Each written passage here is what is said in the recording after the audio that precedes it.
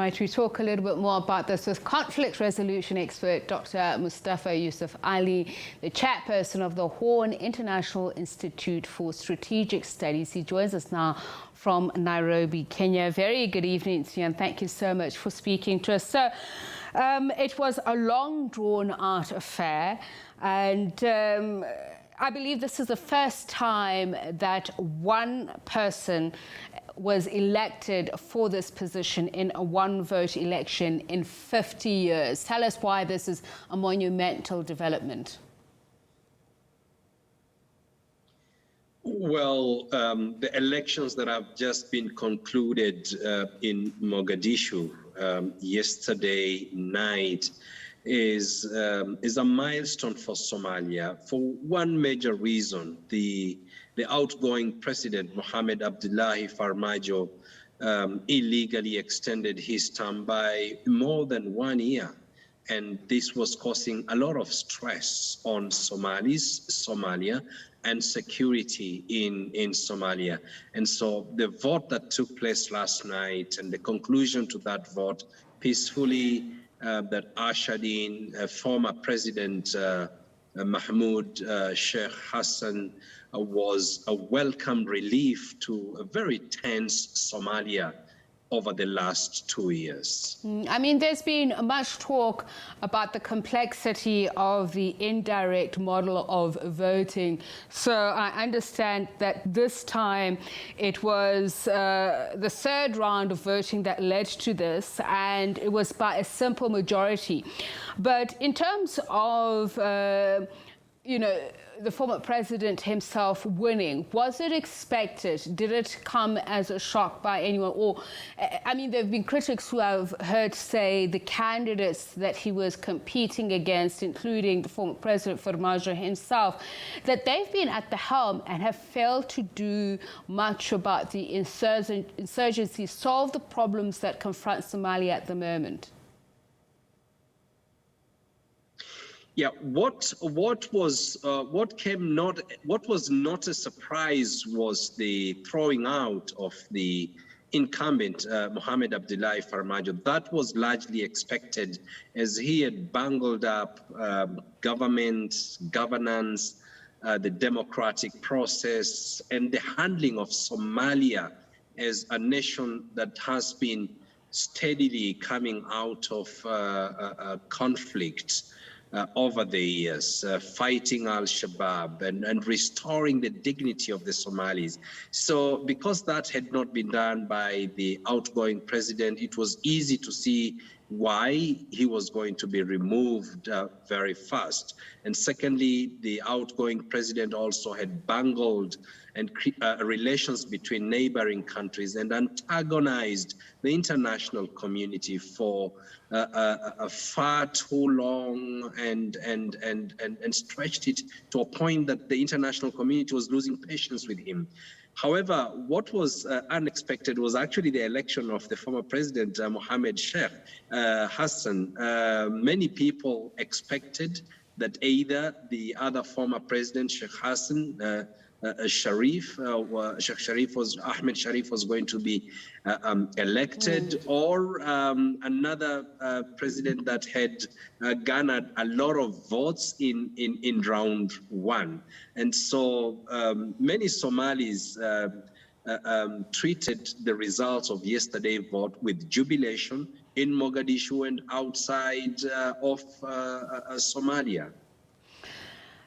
And I know this sounds sinister or ominous, this saying, but some have said just in terms of votes are influenced more by money changing hands rather than by changing political platforms. Your understanding of that and what it says about the challenges ahead for the incumbent? Yeah, normally elections in Mogadishu for president, particularly this kind of indirect vote where only 328 members of parliament elected the president, they are susceptible to buying. There has been lots of allegations of corruption, particularly on the side of the government that has just been defeated, that they were spending hundreds of thousands of dollars per member of parliament, monies allegedly brought in from a third country, from the Middle East. And that has compromised the quality of, rather the vote buying has compromised the quality of leaders that actually come in to Somalia. And it is a pity, because then Somalis don't get the leaders that they deserve, the good leaders that then will help the country come out of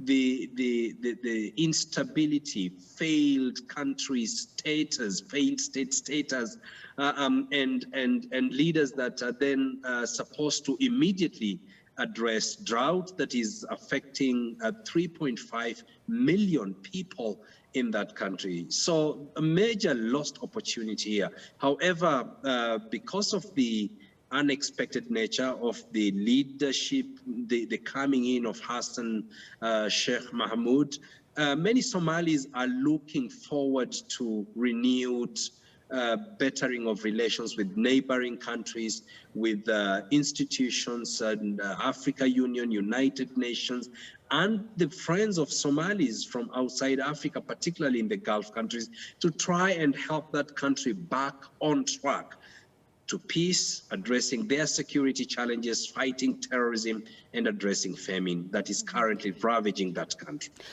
Just to that point that you're making about the possibility now of the improvement of relations externally, do you agree with the view that some critics say, even though that might be a desire, but the government really has very little to do in terms of control beyond the capital, Mogadishu? We've seen infighting at executive level within state authorities. And I'd just like to hear your thoughts about beyond the green zone, just how much of that is that in control of the new president, Hassan Sheikh Mohamud?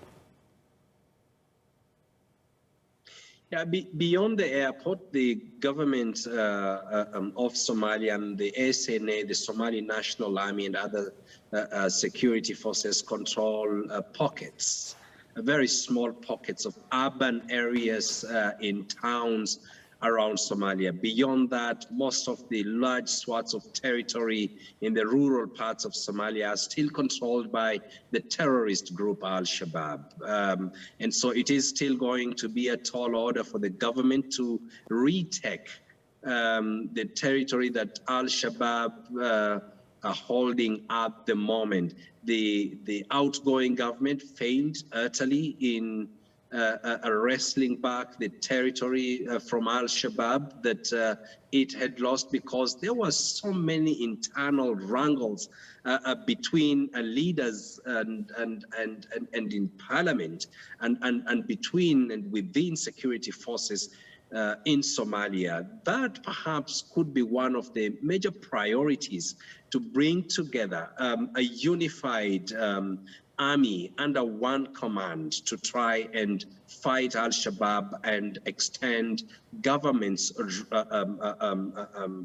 a role and holding of more ground, so that groups like Al-Shabaab do not hold territory from which then they plan further attacks. There are many ungoverned spaces across Somalia which the government of Mohamud has to work very hard to move into and govern in order to defeat terrorism in that country. Terrorism that has not only affected Somalia, but also Kenya and the Horn of Africa region. Dr. Ali, thank you so much for your time and insights. Unfortunately, we have run out of time. My apologies.